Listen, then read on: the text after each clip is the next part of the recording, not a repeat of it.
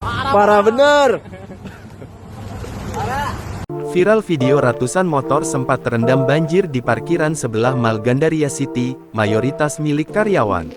Sebuah video yang menampilkan sejumlah sepeda motor yang terparkir di dekat Mall Gandaria City, Jakarta Selatan terendam banjir viral di media sosial Instagram @jakartaselatan24jam. Dalam video yang beredar, terlihat sejumlah sepeda motor itu terendam banjir hingga hanya bagian kemudinya saja yang nampak ke permukaan.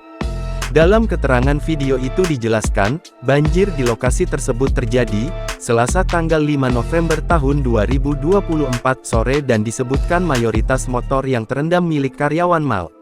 Juru parkir di sebelah Mall Gandaria City Aswar 38 mengatakan, banjir merendam area tersebut mulai dari pukul 15 hingga pukul 18 waktu Indonesia Barat. Menurut Aswar, saat peristiwa terjadi ada sekitar ratusan motor yang terparkir dan terendam banjir.